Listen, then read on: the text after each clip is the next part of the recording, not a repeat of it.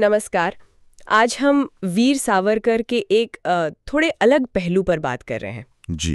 क्रांतिकारी सावरकर को तो कई लोग जानते हैं, पर समाज सुधारक सावरकर, हाँ, ये एक बहुत महत्वपूर्ण पहलू है उनके जीवन का। हमारे पास जो जानकारी है वो सावरकर सामाजिक सुधार और हिंदू एकता जैसे कुछ स्रोतों से है। जी। आज हम समझने की कोशिश करेंगे कि 1924 में रत्नागिरी में जब वो नज़रबंद थे, तब अचानक उनका ध्यान सामाजिक बुराइयों, खासकर अस्पृश्यता या छुआछूत की तरफ क्यों गया।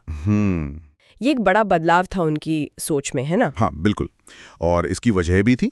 उन्होंने खुद कहा है, अगर समाज ही बटा रहेगा तो आज़ादी मिलने के बाद भी भारत मजबूत कैसे बनेगा। सही बात। तो शायद यही सोच उनके इस काम के पीछे थी। चलिए इसी को थोड़ा और खोलते हैं। देखिए, उस समय का जो भारतीय समाज था वो जातिवाद और छुआछूत में बुरी तरह जकड़ा हुआ था। हाँ, ये तो हम जानते हैं। मंदिरों में तक दलितों को जाने की इजाजत नहीं थी कई जगह। सावरकर ने इसी व्यवस्था को सीधी चुनौती दी। अच्छा, तो रत्नागिरी में जब वो नजरबंद थे, जी। तब उन्होंने क्या किया, मतलब एक्शन क्या लिया? हाँ, उन्होंने से सिर्फ सोचा नहीं, इस पर काम किया। रत्नागिरी में उन्होंने मंदिर प्रवेश आंदोलन चलाया। सबके लिए मंदिर खुलवाने की कोशिश। जी हाँ, बिल्कुल। फिर वो सामूहिक भोज करवाते थे, सहभोज। सहभोज, जिसमें सब साथ खाएं। हाँ, सभी जातियों के लोग एक साथ एक पंगत में बैठकर खाना खाते थे। ये उस जमाने में बहुत बड़ी बात थी। बिल्कुल। और दलित बच्चों की शिक्षा के लिए भी कुछ किया? जी, उसके लिए भी प्रयास किए। उनका तर्क बड़ा सीधा था कि भाई, अगर राम सबके हैं तो मंदिर भी हर हिंदू का होना चाहिए, इसमें भेदभाव क्यों? सही। और यहीं से आप कह सकते हैं उनके हिंदू संगठन के विचार को और बल मिला। हिंदू संगठन, इसका मतलब क्या था उनके लिए? सिर्फ धार्मिक एकता नहीं, सिर्फ धार्मिक नहीं, इसका असली मकसद था सामाजिक बराबरी लाना। अच्छा, और सभी जातियों में एक तरह की राजनीतिक चेतना जगाना। सावरकर मानते थे, और ये उन्होंने लिखा भी है, कि जब तक हिंदू समाज अंदर से टूटा है तब तक बाहर वाले हम पर हावी होते रहेंगे। मतलब सामाजिक एकता को वो राष्ट्रीय सुरक्षा से जोड़ रहे थे। बिल्कुल, सीधा कनेक्शन देख रहे थे वो। ये दिलचस्प है। तो क्या ये सिर्फ विचार थे या वो खुद भी इसमें शामिल होते थे, जैसे सहभोज वगैरह में? नहीं, ये सिर्फ कहने की बातें नहीं थी। वो सचमुच दलितों के साथ उठते बैठते थे। अच्छा। उनके साथ खाना खाते थे, उनके साथ यात्राएं करते थे, उनके बच्चों की पढ़ाई का इंतजाम करने की कोशिश करते थे, और जरूरत पड़ने पर उनके हक के लिए प्रशासन से भी लड़ जाते थे।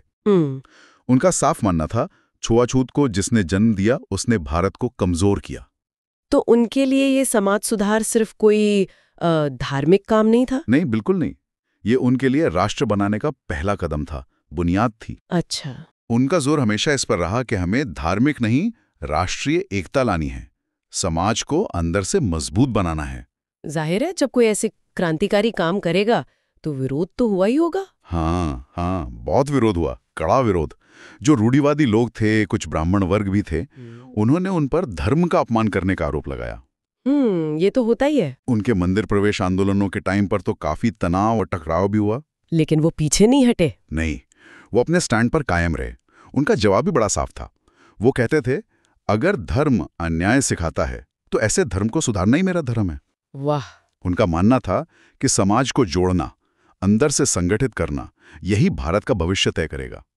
वो इस समय की जो राजनीति थी, जिसे वो तुष्टीकरण कहते थे, उसकी आलोचना करते थे। क्यों?